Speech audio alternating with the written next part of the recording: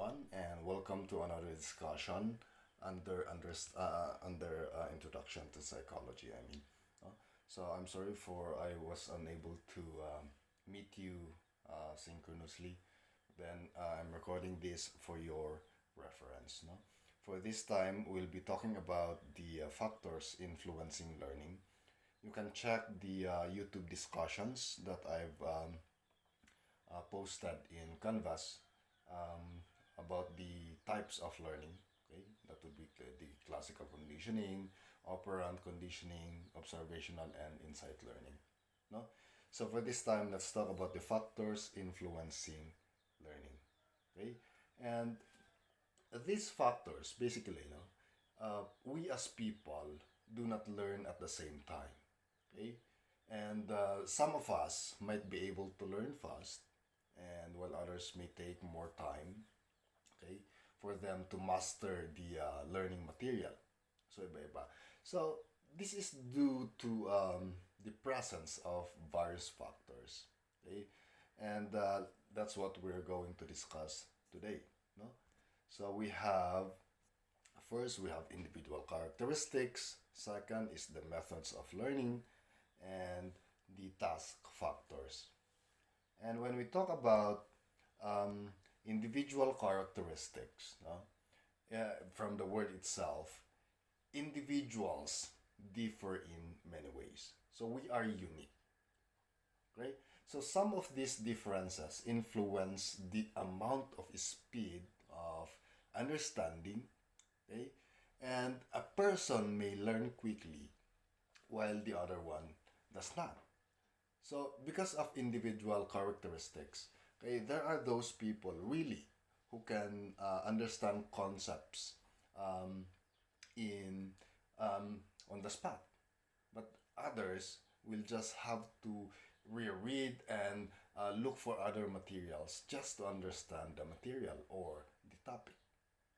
Okay, and when it talks about individual characteristics, we have the so-called mental capacity, no? And when you talk about mental capacity, this refers to the intelligence of the individual as measured by the intelligence tests, no? Later on in life, in your course, you will be learning about the different intelligence tests, no? Excuse me. And in this, some researchers have revealed that intelligence is positively related to learning. Okay? So generally, people with higher IQ would learn new materials more rapidly as compared to other people. No? Aside from mental capacity, we also have the individual characteristics in motivation. Okay? And when we talk about motivation, it refers to the learner's desire to learn. Okay? An individual learns more efficiently if he intends to learn them. Okay? In short, no?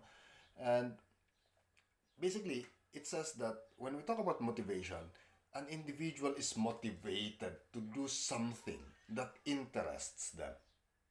Okay? And because they're interested of this certain topic, okay, mas madaling ma-pick up yung mga lessons under these topics or materials. And under individual characteristics still is we have anxiety, no?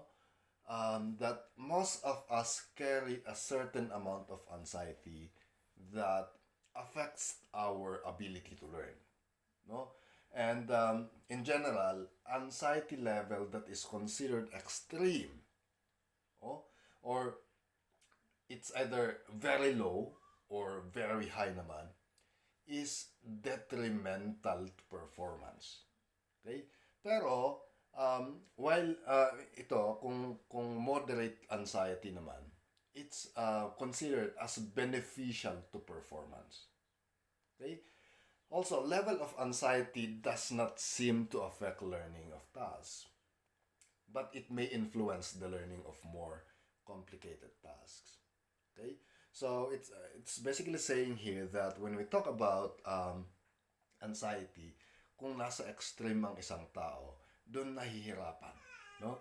If the anxiety is very low, okay, it's either that person is unable to pick up everything, no, or go with the flow lang, or if the anxiety is very high na hindi makaisip na yung isang tao when it comes to certain topics.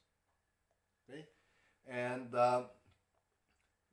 another one is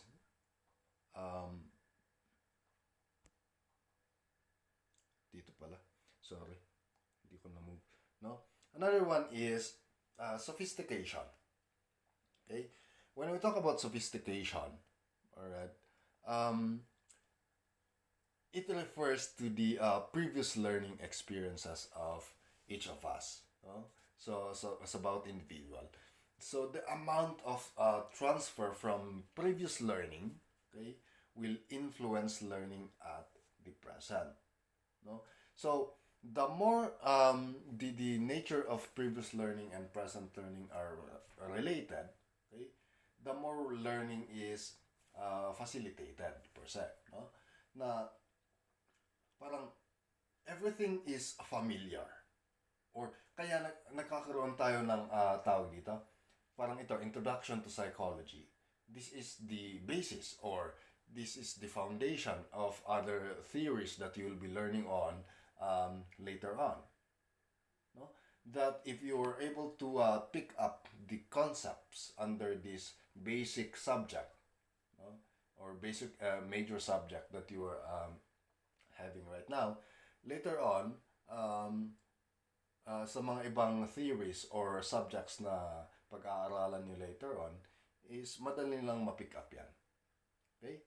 And of course, lastly, we have readiness. That it refers to the physical and mental readiness to the individual. No? That if you're ready to learn, everything becomes easy. No? And aside from that, we have also methods of learning. And when we talk about methods of learning, research or researchers, okay, have shown that learning methods have an enormous influence on the learning process.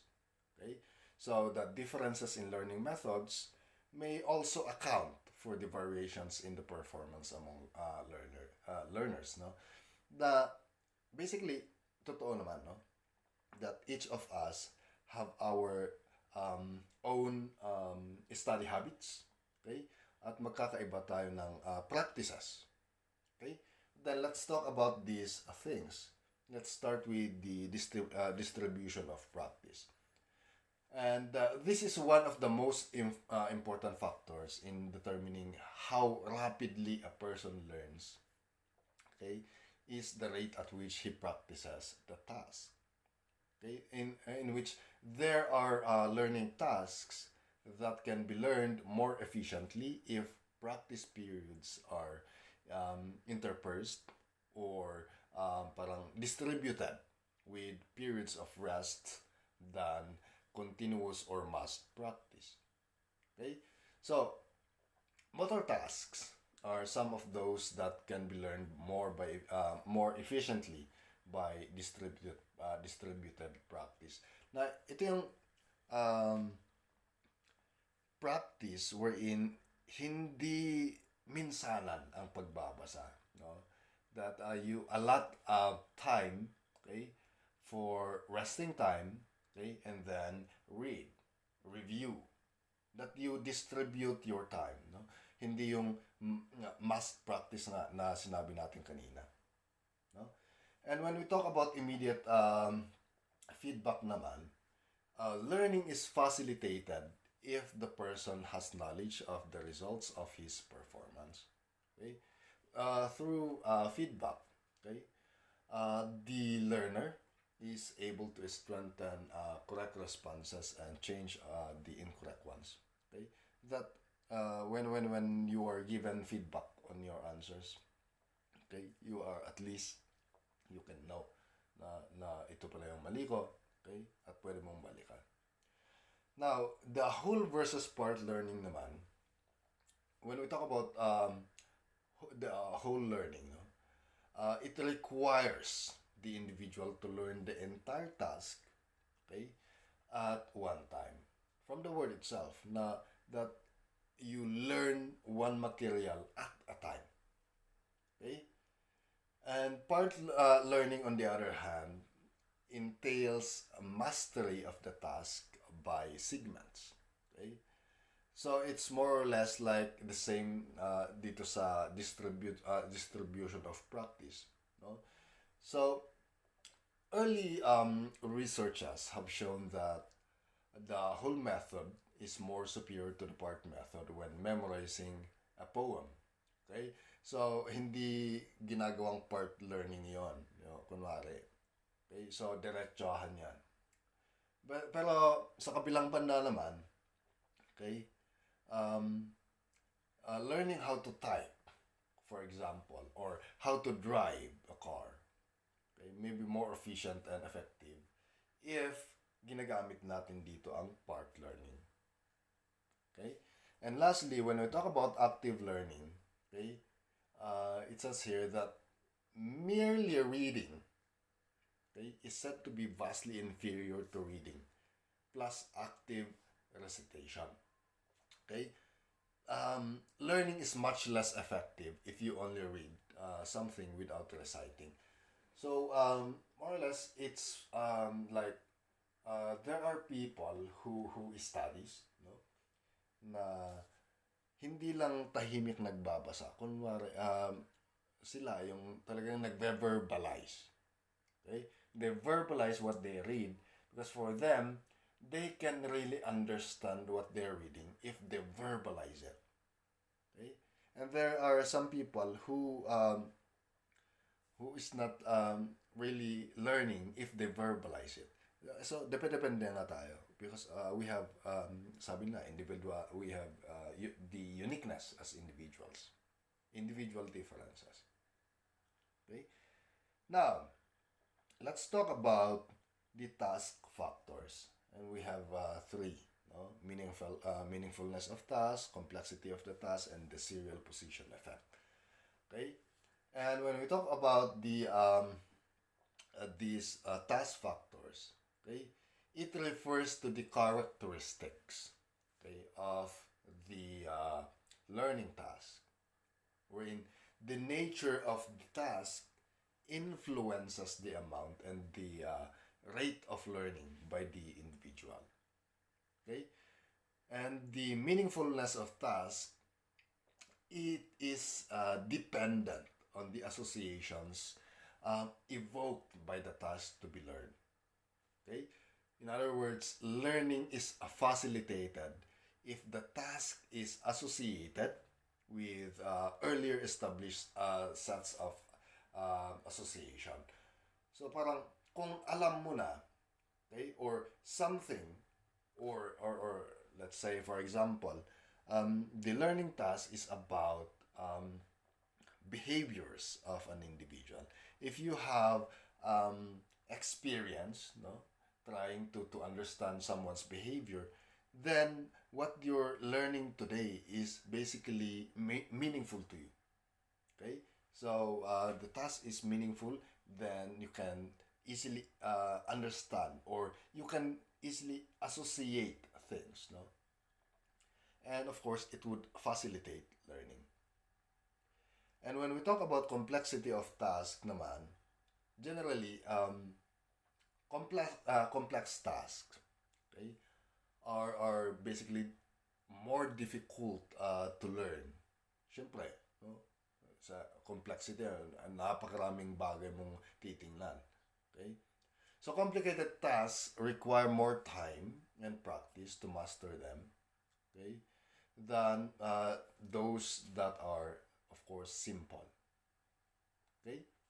And when we talk about serial position effect, if the learning task is presented in series, usually the ones at the beginning and at the end are the easiest to learn. Napapansin niyo yun, no? Na kung may pinapagawa, right? Ang babasahin natin, usually yung pinakauna, minsan nakakaligtan na natin yung nasa gitna, and yung nasa huli naman yung maaalala natin. Okay?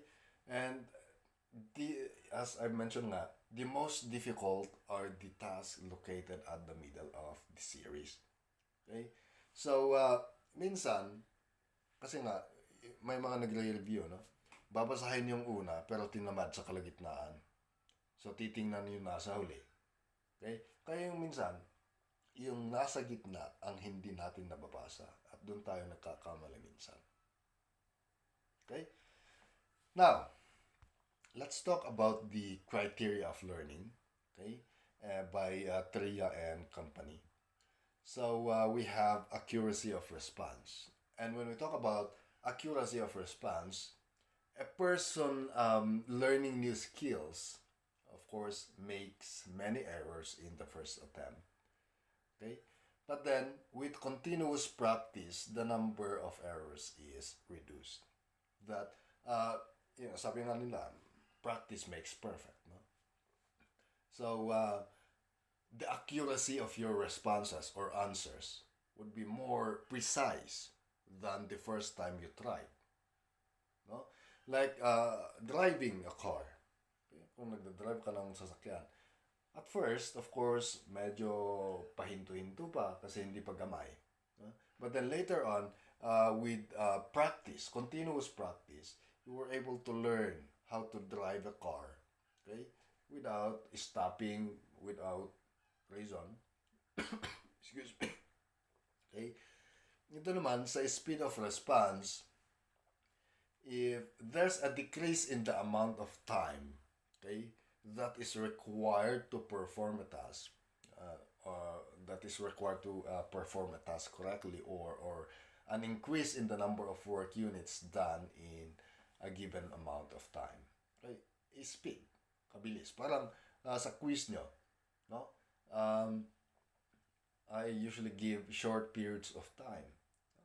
Sinusukat trying to see if you're able to read your notes and such. No? And ito, sa strength of response naman, is that the probability of desired responses increases as the reward response increases as well. Okay? Again, the probability of desired responses would increase, okay, if the reward response also increases. Okay? And for the probability of response is the probability of desired responses would increase as the learner makes more correct responses. Okay? And in the effort in response, okay, there's a decrease in energy output while performing the task. Okay? Wait lang. Let me drink some water. Now, let's talk about memory. Okay? And it says here that learning and memory are inseparable.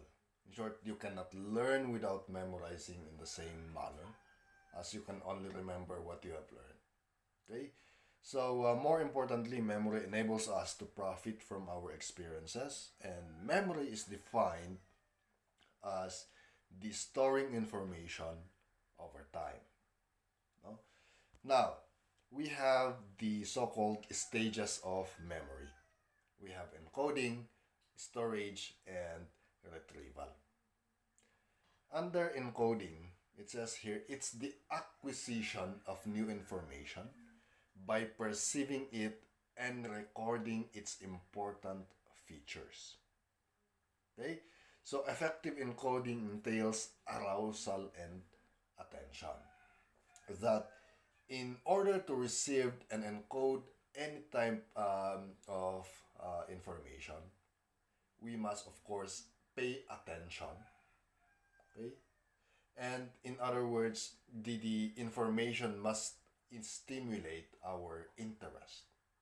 Okay? That if things are very interesting, okay, our way of encoding, okay, is much faster. On the other hand, storage, okay, storage, it says here that holding the information for later use. Okay? Perhaps less than 1 second or about 20 years. Right? So, storing, okay, of information varies according to the following. We have, excuse me, the sensory memory, short-term memory, and the long-term memory. Wait lang. Right? When we talk about sensory memory, it's it's considered as the shortest memory that we can have, no? Or it's the memory system that would hold information coming in through the senses for a very brief period of time. Okay, and it may range, okay, about a fraction of seconds to several seconds only na hindi to nagtatagal, right?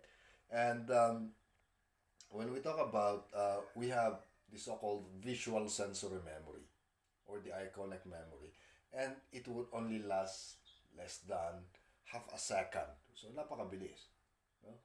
And auditory sensory memory naman on the other hand would at least last for 2 to 3 seconds. Okay? So, ito yung pag naglalakad tayo, okay? And we're not paying attention much to our environment.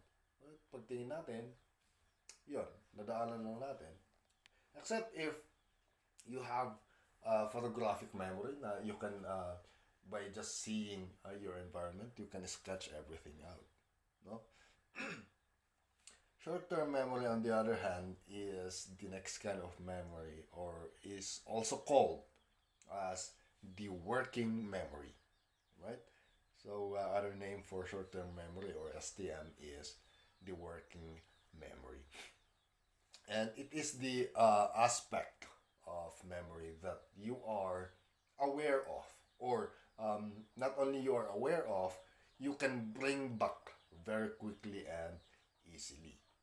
Okay? And it's also parang it's where you do your thinking and imagination. Okay? Parang isang analogy na ginagamit dito, or yes, an analogy that could be used here is the working memory, or the RAM of a computer. No, excuse me.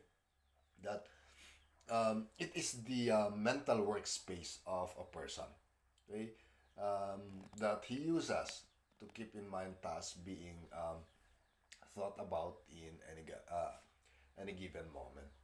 Okay, so dito sa short-term memory, parang at least nagtatagal, okay, within 15 to 30 seconds kung walang rehearsal. Okay, at least 15 to 30 seconds. Excuse me. Now, the long-term memory, on the other hand, syempre, from the word itself, ito yung mga tumatagal na umaabot pa ng years. No? Now, it could store information that are decades old, okay, as well as memories encoded only a few ago, for example. So, excuse me, these memories, okay, are much more permanent than those stored in, of course, in the sensory and the short-term memory. And as the name implies, this contains the memories that we hang on, okay, for a long time. Or, aabot pa lang sa buong buhay natin, alam na alam pa din natin to eh. No? And some experts believe that there are two main subsystems. Okay? Ito yung tinatawag nating declarative memory and non-declarative memory. Okay?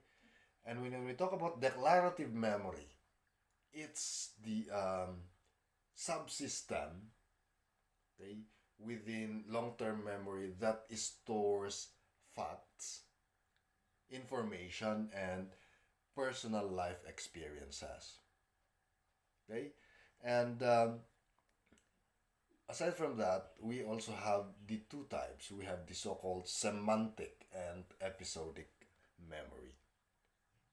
And under semantic memory, it's the subpart of declarative memory that would store general knowledge, okay? Or it's like a mental encyclopedia or our dictionary, no? So some studies, okay, or brain imaging studies would show that the range of activity for semantic memory is larger in the left than the right hemisphere of our brain. While the episodic memory, okay, contains memories of personally experienced events. Okay? These are memories that we personally experienced. Okay? And some researchers have demonstrated that some people who have suffered selective damage to their long-term semantic memory can still learn and remember using episodic memory. Okay? That there are certain episodes that they could learn. Right? Now, when we talk about the non-declarative memory, or otherwise known as the implicit or procedural memory, it's the subsystem within our long-term memory that contains or consists of excuse me, skills through repetitive practice, habits, and simple classically conditioned responses. Okay, so basically these are things or that we have learned by practice na tumatagal sa ating parang ito yung tinatawag nating parang muscle memory, no? Kung ikaw yung nagbabasketball, okay, merong tinatawag na muscle memory na bakit three-pointer ang isang tao? Kasi, yun yung na-practice na eh. Palagi niyang ginagawa. That's why nagkakaroon ng tawag dito, muscle memory. Na kahit saan siya sa loob ng court, alam niya kung gaano kalakas ibabato yung bola para ma-shoot. Alright? Now, we also have retrieval. This is the last part. Retrieval would of course refer to the process of remembering the stored information. Okay, and we have the common methods which are recall and recognition. Okay, and in recall, of course, the individual is asked to retrieve the information that is no longer present to the senses. Okay, so it requires a reproduction of information. Okay, that is being learned in earlier stages. Okay, in recognition, on the other hand, okay, alternatives are given or presented, and the individual is required to identify the familiar or the correct one. Parang sa exams, no? Okay. So we'll end there, and I'll be uploading the part 2 of this recorded discussion.